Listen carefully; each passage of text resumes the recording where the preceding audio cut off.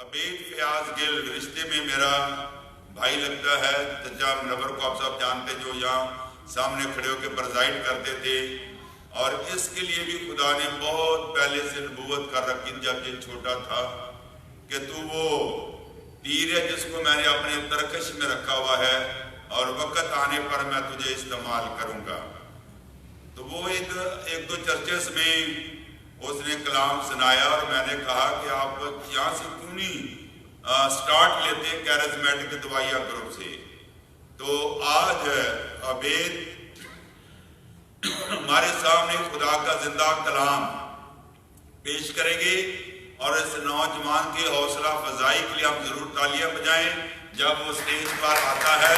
ہاللیلویا کے ساتھ یہاں پڑھے گی، اور اسی طرح آپ لوگ بھی تیار ہیں۔ Thank you, God bless you, اور آپ کو استعمال کریں خدا۔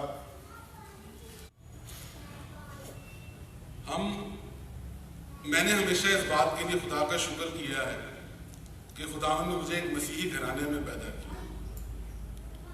یہ بڑا فضل ہے کیونکہ ہمیں وہ نجات جسے دنیا مختلف کتابوں، مختلف ہستیوں، مختلف مزاروں، مختلف مندروں میں ڈھونڈتی ہے، ہمیں وہ کلام اور وہ نجات ہمارے گھروں میں میسر ہو۔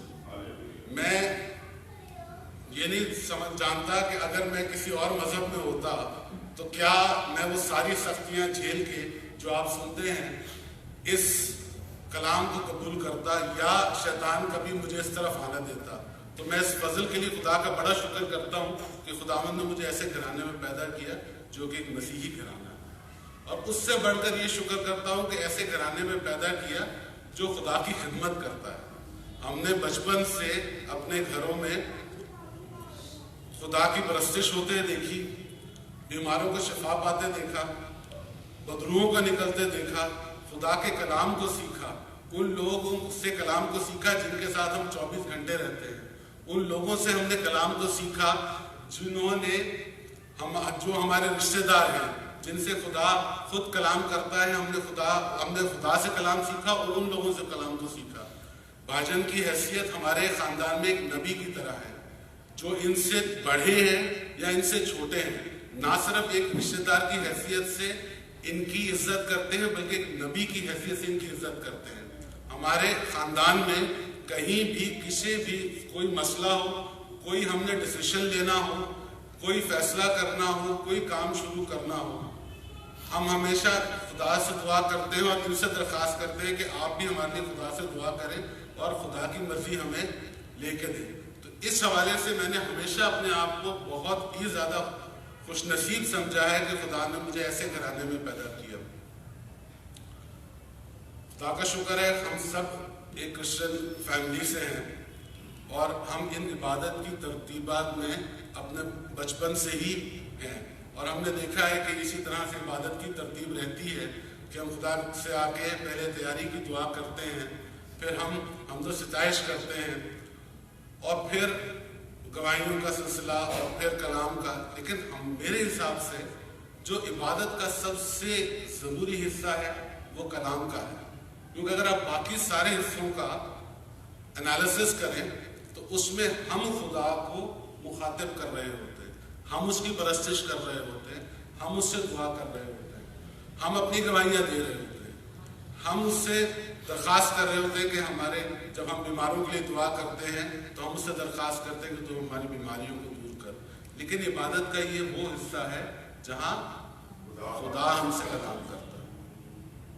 ہم نے بہت دیکھا کہ لوگ اپنی بیماریوں کے لیے بچپن سے دیکھتے آئے کہ جب بیمار ہوتے ہیں تو دعا میں آتے ہیں، شفا پاتے ہیں، پھر چلے جاتے ہیں، واپس نہیں آتے، پھر شیطان حملہ کرتا ہے، پھر واپس آتے ہیں۔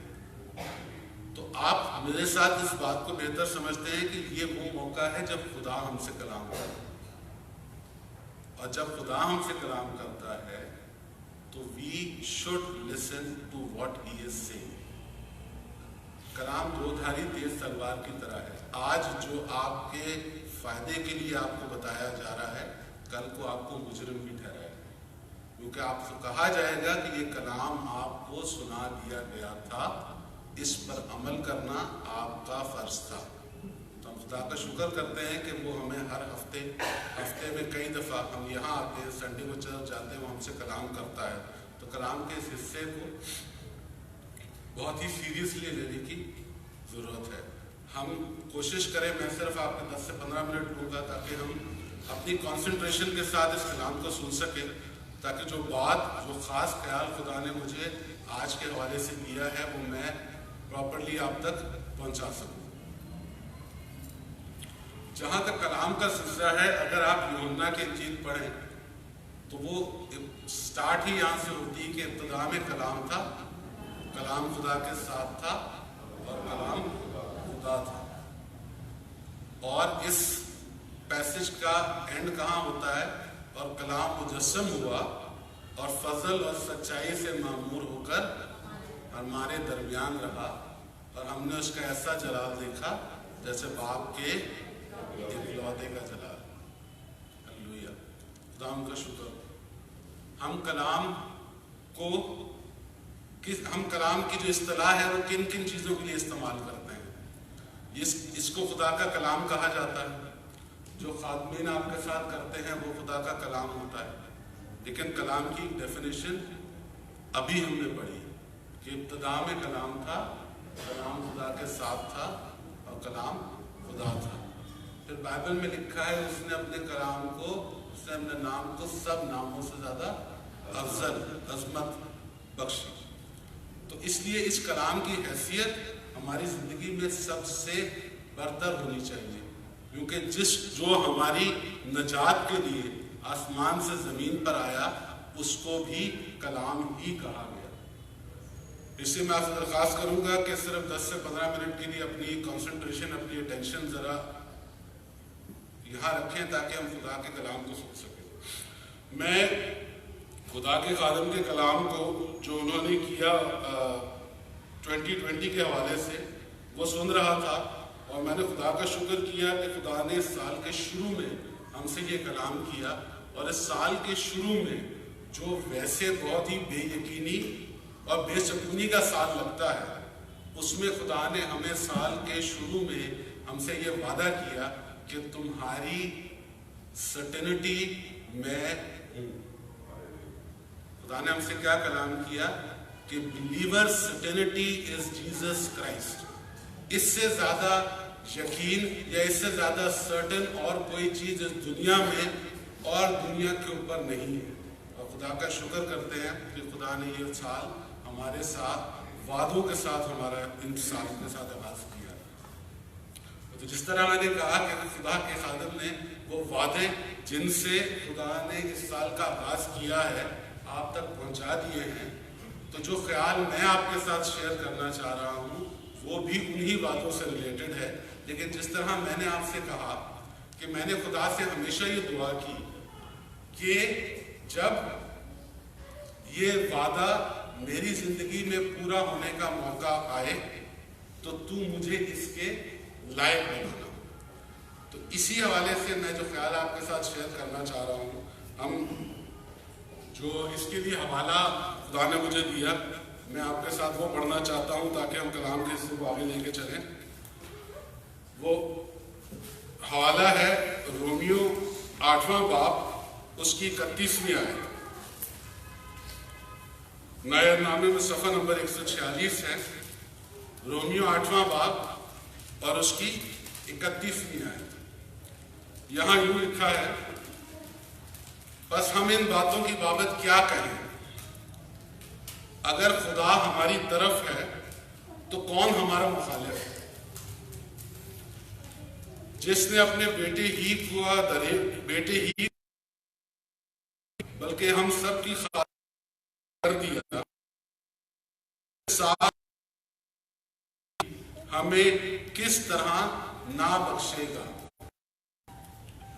میں پھر اس کی پہلی آیت کو ریپیٹ ہم جو خاص مقصد ہے اس کا وہ سمجھ سکیں۔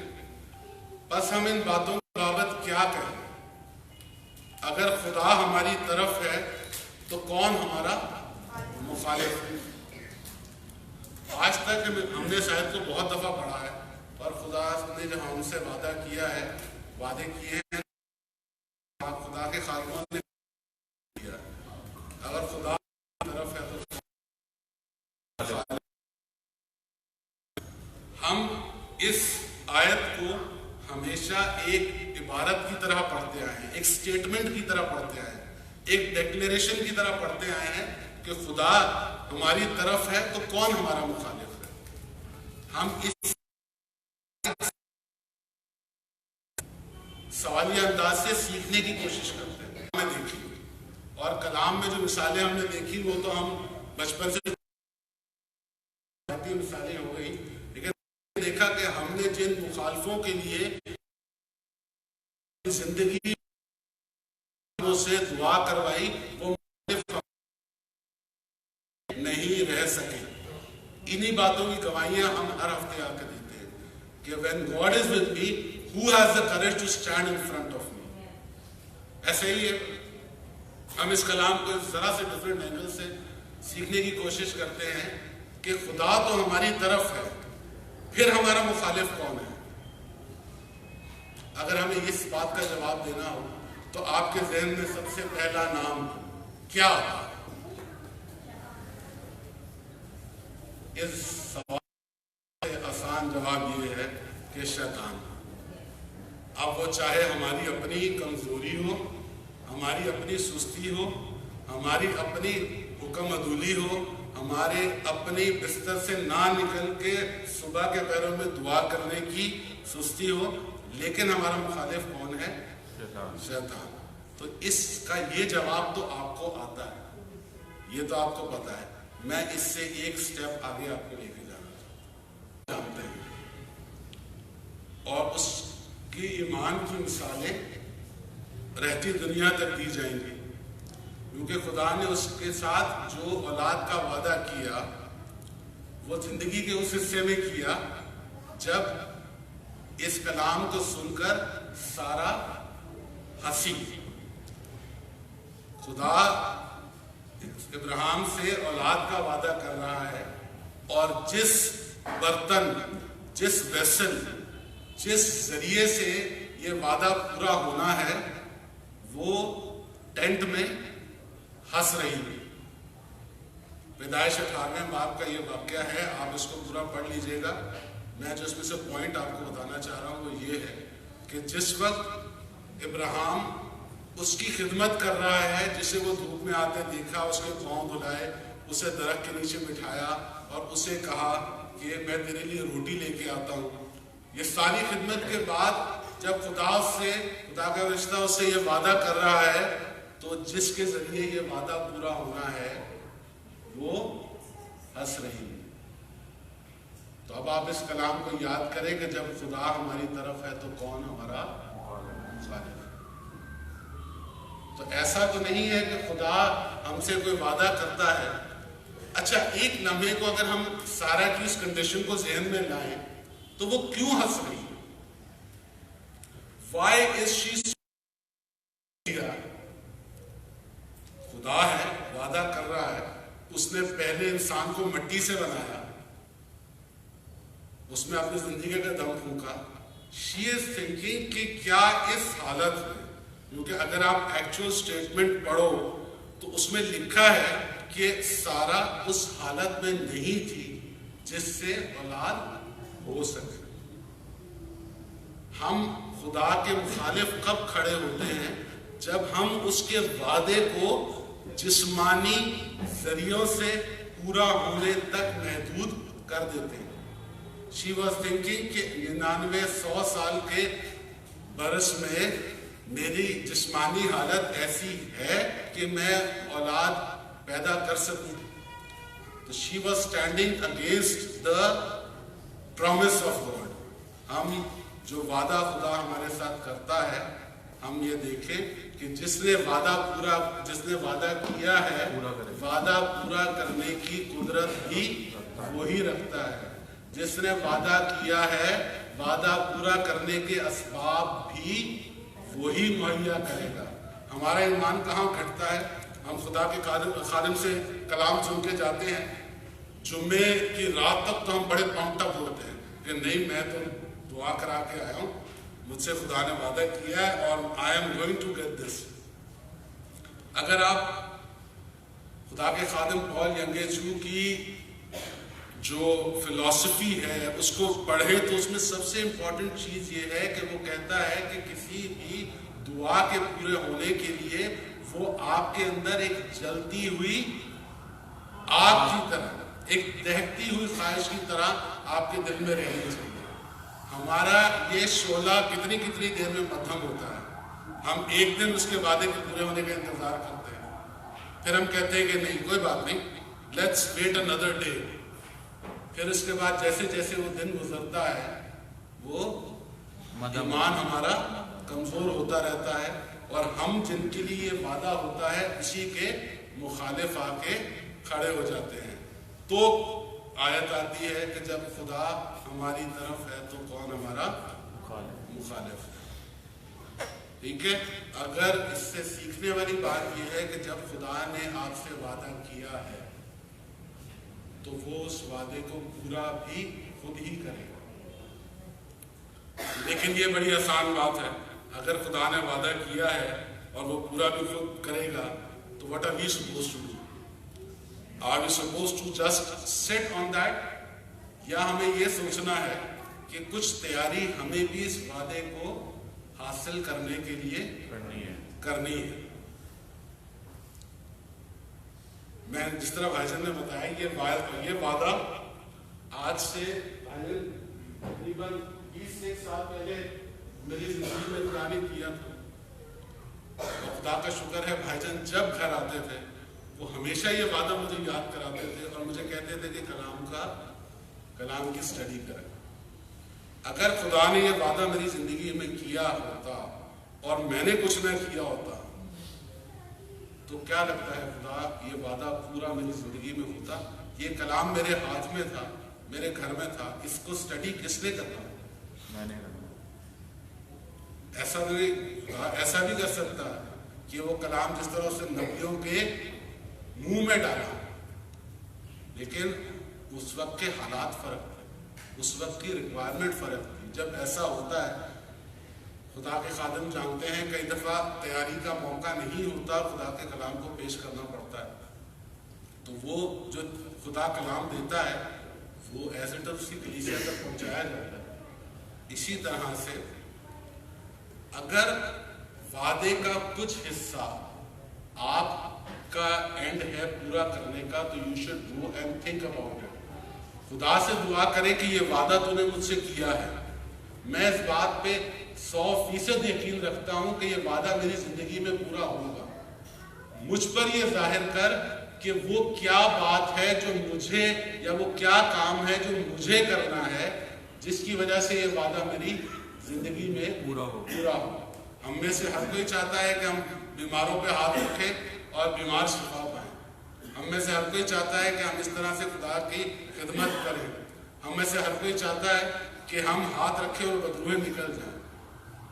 ہم ایک لمحے کو سوچیں کہ اس وعدے کو ہماری زندگی میں پورے ہونے کے لیے کیا ہماری وہ دعائیہ زندگی ہے؟ کیا ہم وہ بیر منیمم بھی کرتے ہیں؟ کیا ہم وہ کم از کم کام بھی کرتے ہیں جس سے خدا اس وعدے کو ہماری زندگی میں پورا کرے؟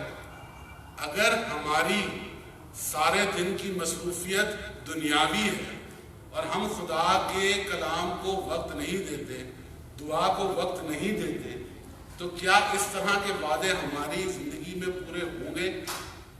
جب آپ جس کا نام آپ نے لیا اس کی سنگت ہی نہیں چھوڑیں گے تو خدا جو پاک ہے، جو گناہ کو دیکھ نہیں سکتا، وہ کس طرح سے یہ وعدے آپ کی زندگی میں پورے کرے گا؟ تو دوسری بات جو میں نے آپ سے کی، پہلی بات یہ کہ ہمیں خدا کے وعدے پر ایمان رکھنے کی ضرورت ہے اور اپنی نظر ان چیزوں سے ہٹانے کی ضرورت ہے جو کہ دنیاوی ہیں، جن ذریعوں سے ہمیں لگتا ہے کہ یہ وعدہ پورا ہو جائے گا۔ کتنی دفعہ ایسا ہوتا ہے کہ ہمیں پیسوں کی ضرورت ہوتی ہے اور ہم دعا بھی کر رہے ہوتے ہیں اور ہمیں خدا پہ یقین بھی ہوتا ہے، لیکن ہم اپنی جو امید ہے وہ کسی ایک شخص کی طرف لگا کے رکھتے ہیں، اور پھر خدا جب ہماری ضرورت پوری کرتا ہے تو ہم آگے گواہی دیتے کہ ہم تو سوچ رہے تھے کہ اس طریقے کے ذریعے ہماری یہ ضرورت پوری ہوگی، لیکن خدا نے اس راستے کے ذریعے پوری کی۔ اکثر ہم نے سنا ہے کہ جب بہت महंगे किस्म के ऑपरेशंस थे, तो लोगों ने बाद में गवाही दी है कि हमें पता नहीं चला कि कहाँ से पैसे आ गए, कहाँ से हमने सारी रकम जमा की और किस तरह हमने ये महंगा प्रोसीजर करवा लिया। तो मेरी दरख्वास्त आपसे ये है कि जब खुदा आपसे वादा करे तो खुदा से दरख्वास्त करें कि इसके असबाब तूने ही बनाने हैं, मुझे ईमान रखने की तौफीक दे कि मैं इन असबाब के पूरे होने तक तुझ में कायम रहूं। और साथ ये कि अगर ऐसी कोई चीज़ है जो मैंने अपनी ज़िंदगी में चेंज लाना है, ऐसा कोई काम है जो मैंने करना है, अगर आपको किसी कलीसिया में भेजा जा रहा है खुदा की तरफ से, जैसे मुझे अगर यहाँ कलाम देने के लिए खुदा ने मौका दिया और मैं यहाँ आऊँ ही नहीं, तो क्या मैं इस वादे को अपनी ज़िंदगी में पूरा होता देख सकता हूँ? तो ये बहुत ज़रूरी है कि वादा तो 2020 के लिए हो चुका, सर्टेनिटी का वादा हमारे लिए इस साल हो चुका। अब हमें ये करना है कि अपने अंदर से उस गुनाह को जो हमें आसानी से उलझा लेता है दूर करके उस दौड़ में सब्र से दौड़ना है जो हमें दरपेश है। और तीसरी बात और आखिरी ख्याल जो मैं इस हवाले से आपके साथ शेयर करना चाह रहा हूँ वो ये है कि जिस वक्त हमें कोई ज़रूरत होती है, ख़ास तौर पे हम जो माँ बाप हैं अपने बच्चों को जब तकलीफ़ में देखते हैं तो वो हमारी सबसे वर्नेबल या सबसे ज़्यादा हमारी तकलीफ़देह हालत होती है। और भी कई ऐसी हमारी दरख्वास्तें, ऐसी हमारी ख्वाहिशें होती हैं जिनको हम पूरा करने के लिए बहुत, if I use the right word, बहुत डेस्परेट होते हैं। अगर हमें घर की ज़रूरत है तो हम अपने आप को टॉर्चर करते हैं कि खुदा सबके पास घर है, मैं ही किराए पे रह रहा हूँ। अगर हमारे पास जॉब नहीं है तो हम रोज़ सुबह उठ के ये सोचते हैं कि हमारे पास खुदा सब जॉब पे जा रहे हैं और मैं जो है वो यहाँ पे, we have a way of torturing ourselves. उतना हम खुदा के वादे को याद नहीं करते जितना हम इन ख्यालात को अपने जहन में प्रैक्टिस करवाते हैं। जब हम अपने आप को बहुत डेस्परेट कर लेते हैं फिर हम खुदा से क्या कहते हैं, अगर तू ये कर दे तो मैं ये करूँगा। ऐसे बहुत सारी मन्नतें हमने खुदा के साथ मांगी और आपने इसमें कलाम में, मैं से कह रहा हूँ कि हम कलाम, I just want to discuss the idea, मिसालें आपको कलाम से आप मुझसे बेहतर जानते हैं। हम जब उस डेस्परेट हालत में खुदा से दुआ करते हैं, एक डेस्परेशन की सिर्फ मैं आपसे बाइबल से जिक्र करूँगा, वो है हन्ना की डेस्परेशन। वो जिस तरह हैकल में रो रही थी और जो उसकी हालत थी, तो नबी ने क्या समझा कि ये नशे में, she was so engrossed in her prayer, अपनी दुआ में और अपनी मन्नत में वो इतनी मशगूल थी कि उसे दुनिया का होश नहीं। But in that state of डेस्परेटनेस what did she do? उसने किया क्या? उसने खुदा से कहा कि तू मुझे औलाद दे, I will give it to you. ऐसे हमने अपनी जिंदगी में भी बहुत सारे मौके देखे होंगे कि खुदा तू मेरा ये काम कर दे, मैं ये कर दूँ। तो that is not a promise, that is a condition, trade. ये तिजारत है कि ये कर दे, और ये मसीह ने कहाँ मना किया? अगर खुदा हमसे कोई वादा करे तो take it on face value. जो मसीह की आजमाइश थी वो क्या थी कि तू अपने तई हैकल से गिरा दे, लिखा है कि उसके फरिश्ते तुझे संभाल लेंगे और तुझे चोट नहीं देंगे। मसीह ने इसका क्या जवाब दिया? तो खुदावंद अपने खुदा की आजमाइश ना कर। ये देखने की जरूरत है कि हम अपनी डेस्परेशन में या हम अपनी उस वादे की तकमील में ऐसी कोई खुदा के साथ शर्त ना रखें जिसके फिर वादा पूरा होने के बाद हमें उसकी तकलीफ। मैं फिर ऐसे रिपीट कर रहा हूँ, हम इंसान हैं, हम ऐसी हालत में आ जाते हैं, जिस माँ का बच्चा बीमार हो, जिसकी आखिरी सांसें अस्पताल में चल रही हो, वो उसकी शिफा के लिए किसी भी हद तक जाने के लिए तैयार होती है। तो ایسا کچھ نہیں ہے کہ جو ایسا لوگ کرتے ہیں وہ بہت کوئی غلط کام کرتے ہیں. ہم جتنی اپنے اندر چاہت و تڑپ رکھیں گے کسی چیز کی, اتنا ہی ہمارے اندر اس کو حاصل کرنے کے لیے جستجو ہو. بس یہ دیکھنا ہے کہ وہ جستجو کبھی ہمیں ایسے لائن نہ کراس کروائے جس کو بعد میں ہم پورا نہ کر سکیں. اگر پھر بھی آپ نے خدا سے یہ طے کر لیا ہے, جیسے میں نے خدا سے درخواست کی تھی اپنی تعلیم کے ختم ہونے کے بعد کہ خدا تو مجھے نوکری دے, اور جس طرح میرا فرض ہے دائیکی دینے کا میں دائیکی دوں گا. میں نے خدا سے درخواست کی کہ مجھے دائیکی 2000 دینی ہے. میں نے خدا سے کبھی نہیں کہا مجھے 20,000 روپے کی نوکری چاہیے. میں کہا تو مجھے توفیق دے کہ میں 2000 روپے کی دائیکی دے سکوں. خدا کا شکر ہے خدا نے یہ میری دعا پوری کی. لیکن بعد میں مجھے اس بات کا احساس ہوا کہ who am I trying to fool?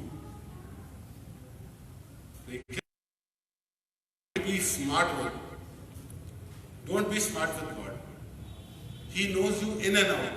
وہ آپ کو اندر باہر سے جانتا ہے. He has created you. حلم اور پرہیزگاری, حلم دل کا گوشتین ہونا, دل کا نرم ہونا, دل کا بدلا جانا, یہ ہمیشہ ایک ریکوزٹ ہے for being a true Christian. اور جس کا دل حلیم ہوتا ہے, جس کا دل بدلا ہوتا ہے, he doesn't play smart with God. Don't try to be smart with God. اس سے درخواست کریں. اس نے تو کہا ہے کہ میں آیا ہی حقیروں کے لیے, گناہگاروں کے لیے. Then why do you need to show that you are? وہ کہتا ہے تمہاری نیکیاں بھی گندی دھجیوں کی مانند. تو what we can do at best is filth for him. How do we challenge? جو ہماری سب سے بہتر, ہماری نیکی ہے, ہماری سب سے بہتر ہے, اس کو وہ کہتا ہے کہ وہ گندی دھجیوں کی مانند ہے. تو اپنے اندر حلم پیدا کریں, اپنے اندر نرم دلی پیدا کریں. اس کے سامنے رونے سے, دنیا کے سامنے رونا اور اس کے سامنے رونا, یہ آپ کی چوائس ہے. بہتر کیا ہے, اپنے اندر وہ علم پیدا کریں. کیونکہ کئی دفعہ میں نے آپ سے یہ درخواست کی کہ ہماری زندگی میں وعدہ کیوں نہیں پورا ہوتا. ہمارے اندر وہ تکبر, وہ گھمنڈ وہ نہیں نکلتا کہ وہ وعدہ اپنی زندگی, ہماری زندگی میں وہ جگہ بنائے.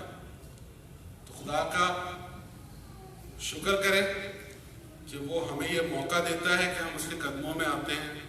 وہ ہم سے کلام کرتا ہے خدا کے خادموں کے ذریعے سے, اور خود ہم سے کلام کر کے وہ ہماری زندگیوں میں ہم سے وعدے کرتا ہے. آج بیٹھ کے ایک دفعہ سوچیں کہ آپ کی ابتدائی زندگی سے لے کے اب تک جتنے وعدے آپ نے خدا نے آپ کے ساتھ کیے, وہ اس کی طرف سے تو تیار ہیں, کیونکہ لکھا ہے کہ وہ اپنا وعدہ پورا کرنے کے لیے ہر وقت بیدار رہتا ہے. تو وہاں سے تو بیداری ہے. اگر کوئی وعدہ آپ کے ساتھ کیا گیا ہے اور پورا نہیں ہوا ہے تو there is still time. آپ وہ خامی اور کمزوری جو ہمارے اندر ہے ہم اس کو دور کریں اور خدا سے درخواست کریں کہ مجھ پہ ظاہر کر کہ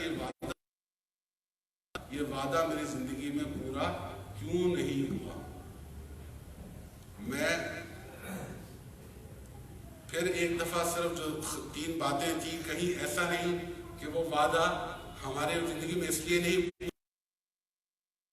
طرف دیکھ رہے ہیں, کوئی ایسا کام تھا جو ہم نے کرنا تھا جو ہم نے نہیں کیا, اور we have outsmarted God by offering him something that we cannot. ٹھیک ہے, تو ہم خدا سے درخواست کریں کہ وہ ہمارے دلوں میں وہ خیالات, وہ جذبات, وہ علم, وہ نرم دلی ڈالے کہ ہم اس سے اس کے وعدے حاصل کرنے کے لائق بن سکیں. تو ہم سب کو برکت دے. آمین. تھینک یو وید, خدا آپ کو برکت دے. کتنے ہیں جنہوں نے کلام کے وسیلہ سے اور انجوائے کیا؟ میں آپ کی تالیاں Praise God, Jehovah. मैं बहुत खुश था जब मैं खुदा का कलाम सुन रहा था, तो मुझे बड़ी तसल्ली हुई